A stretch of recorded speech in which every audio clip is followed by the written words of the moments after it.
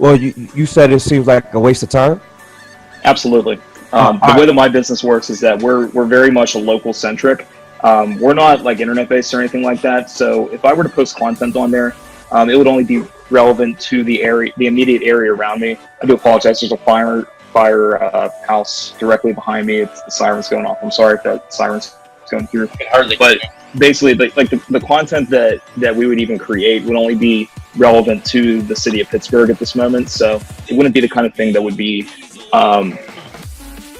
worthy of being upvoted. Now, somebody like Megacat Studios, which, by the way, I hung out with you guys at Replay Effects, and your games are badass, and I appreciate you guys so much. Thanks, I appreciate it. Absolutely. Somebody like that with, some of their other games, things like that, I could definitely see, them getting a lot of upvotes. I think that the point I'm trying to make is that depending on what your content is or what it is that your business is trying to do, in my case, it's very hyper-local. It's very much just Pittsburgh and a few cities here and there. We're growing as the base kind of sets foot. It just wouldn't make sense for me at this point and for my business. It'd be a waste of time. You got a Facebook page for your business? Absolutely. I think, I mean, not to offend you in any way, but I think that is a waste of time. Facebook. Well, I'm actually going to take it from there in a sense. I would say it comes down to what you're trying to do. If I have a hammer and I have a saw, if I go hammer a tree, probably not going to work. If I try and saw my wall, a picture of my wall is probably a bad idea. But I can give suggestions. That's the main thing I'm here for. I'm not here to be like, I'm the master of entrepreneurs. I tell you what to do. Because then people find me weird. People already do find me weird, but I want to be useful and weird, not bad and weird. But you can do something like a membership site like this where you have members. You can do, if you like blogging, you can do Steam it to get your content out there. And this is what Micah is talking about. And I do think these are all worthwhile ventures. Or you can have a Facebook page like here and create events. I actually suggest try all of them. It's like different salads, Try tuna salad, try putting different things in it. Funny enough, I tried coleslaw with vinegar. I thought that would be a bad idea, but hey, it works good with mayo, it works good with vinegar. So you can create a community through membership sites. You can create a community through Steam it, and you can create a community just on the FB. And just see what works for you. See what sticks with people. See where you make money. See where people are like, ooh, this is a cool idea. And it depends. If you're talking cryptocurrency, it's going to help on Steam it. If you have specific products, maybe a membership site. If you have a really targeted local thing, Facebook probably be good. That would be my thing. An email list, this is not to say I'm anti-email list, but I want something more personable, and that's the way to do it. And that would bring me in the number. It'd probably be better for Timmy to wait for all those things that come out for Steam, like the local things, the Twitter, all that kind of stuff. Oh, yeah. Steam is more it is in beta, Timothy. Steam may not be for you, Timothy, because that's more of the blogging platform, right? 100%. Yeah, 100% agree. 100%. Again, I'm only talking about me. I'm not trying to say that the platform itself sucks. I just looked at it. Understanding what works, right? Like, for instance, YouTube. The YouTube video system would work for you, right? Uploading your videos. Do you have videos? Yeah. To promote? Bar none. There you go. Well, they have a video platform and the exact same technology where people upload your videos and you make money. Simple as that. So now you're making money to advertise Mosh Pit to the world. So I think that here's where I'm trying to get is that, we're talking about things like WordPress members only sites. We're talking about, different ways to marketing content and such. I think that it's probably an important point to talk about is also what people typically feel comfortable with. I know that, Steemit is a brand, maybe not brand new, but they're in beta. You know what I mean? Like, I try to keep my head to the ground on what's going on with social media and things to advertise. I've never heard of it before right now, to be real with you guys. And it's like, if that's the case, then why am I trying to get my fans to go to, not my fans, but like our fans collectively, to go to a site that they've never heard of, where they're not going to feel as comfortable Whereas I could go and let's say that I had a product that, you know, I wanted that recurring revenue. I wanted another revenue stream with like private content specifically for a member. Why wouldn't I use something common like Patreon? You know what I mean? Like, why wouldn't I go that route? I get the point about the cryptocurrency and how that's cool. And honestly, I think it's a sweet platform.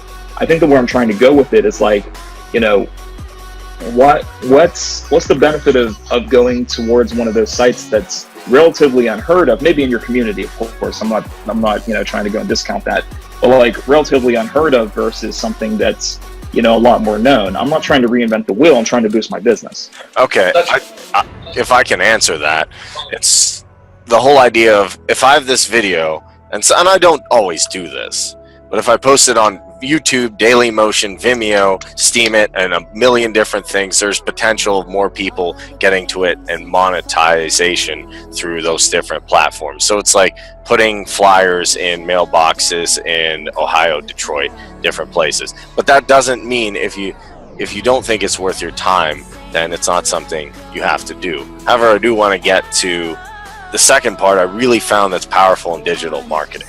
And Steve actually just, you know, jumped on a live video. I had a bunch of people. Every time I do a Facebook live video, whether I'm out playing music, Tim can attest to this, whether I'm out just doing whatever the heck I'm doing something important. You don't want to be like, hey, drinking water, Facebook Live, because people will be like, I'm tired of this dude. But I notice when people do Facebook Live or YouTube Live or Twitter Live, I trust people who do video more. Would you guys agree with me? Yeah, definitely. And I trust people even more, or I shouldn't say trust. I get excited more when I see live video because I know that person's active. If you see a video from me from 2003 and it's just me talking about like drinking water and playing guitar, you'll be like, is this guy really serious?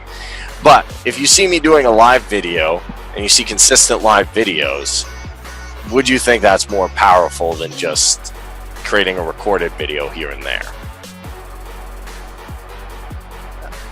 I think it's dependent on the business itself. I think like in Timothy's situation and mine as well, it would be invaluable. You know, we're working in areas where live video just sort of goes hand in hand. I mean, he's doing concerts, and I mean, you don't get much better than live video for that. And with video games, we travel around the country and go to conventions, and that's prime opportunities for that kind of thing, you know, is to actually see us going out and reaching out to our base.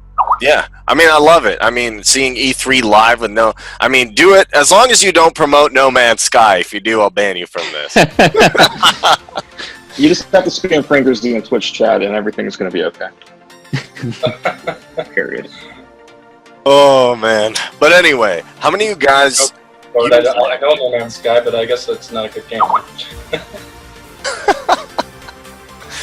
But just curious, how many of you guys use live video or have considered using live video, and what do you think that would do if you did? That also is kind of...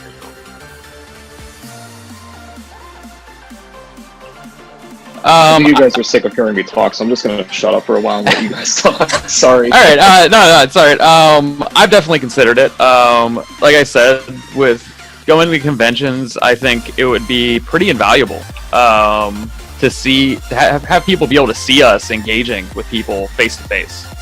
To see that we're not just some office somewhere, you know, or just a couple of guys working out of their basement. You know, we're actually an active team that goes out and engages with the community.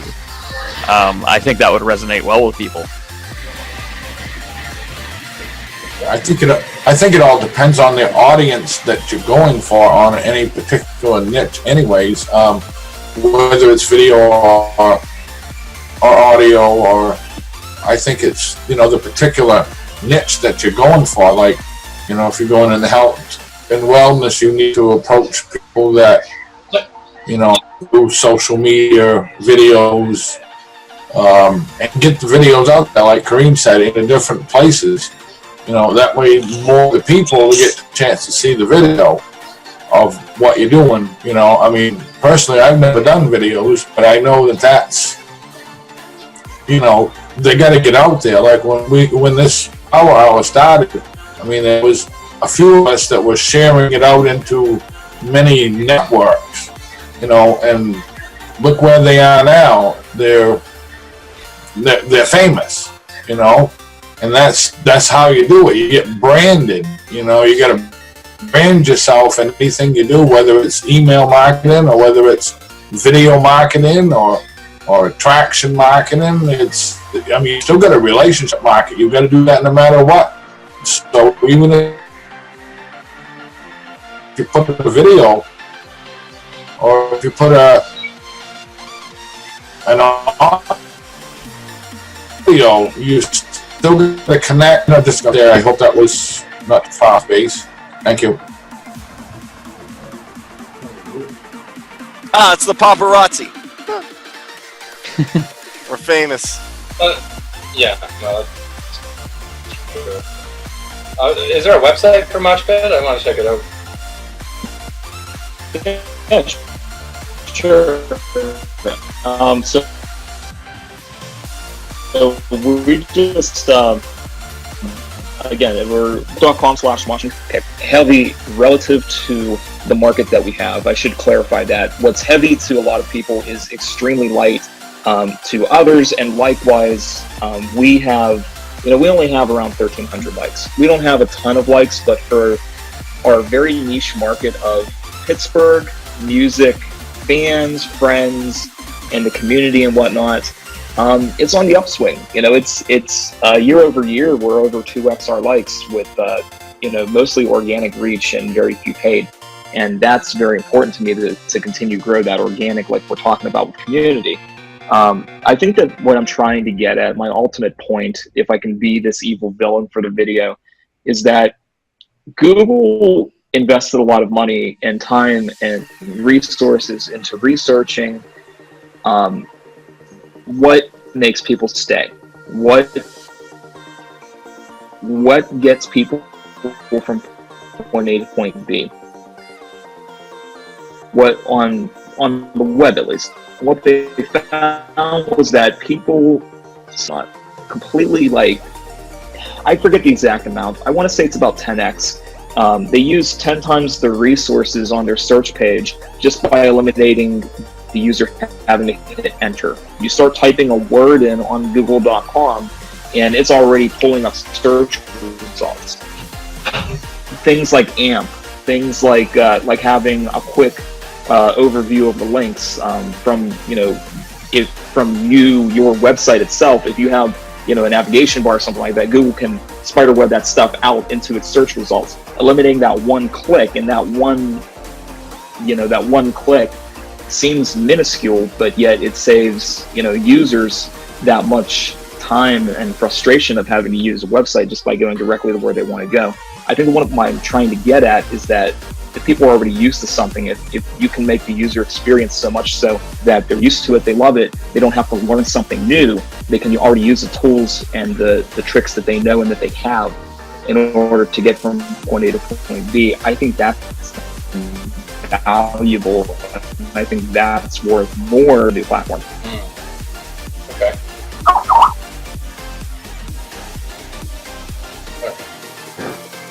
Yeah, Tim, you can't be the evil villain unless you put on corpse paint and start being real evil. I want to see actual evil, not just Google evil. But no, it is correct. People spend a lot of money to figure out all these algorithms. They spend a lot of money to really get video. That's why they bought YouTube.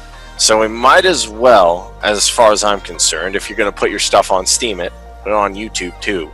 Go live once in a while. Be like, hey, Power Hour. Hey, Mosh Pit. Hey, I posted on Steam it. Go upvote the post. Go to my Discord channel. Do something. But yeah, the videos are going to boost it from up to here. Build the community. Build the community, right? You want to have thousands of people telling everybody there's another Mosh Pit in Pittsburgh, right? So, yeah, I mean, what if they're not Pittsburgh, but they could still tell their friends or tell the people and everything, hey, there's another Mosh Pit concert, there's another thing going on. Are you going to be there? Are you going to be involved or whatever, right? So if you have all those people in your community, all those people following you, it doesn't matter where they are. If they just say, like, you have tons of thousands of people following you on Twitter. They're saying that they're looking for music, or in this case, mosh pit, right? Like, what are they, like, local concerts and things like that? You set up? Is that what you're saying? Yes. Okay. And you set them up yourselves? Like you're the band? Or? No, we are, in layman's terms, we're a promoter. We are the glue that binds the venue to the fans, to the bands, and everything between. So you could see then increasing your following, increasing your community, having all these people in maybe a chat group, call it a Discord even.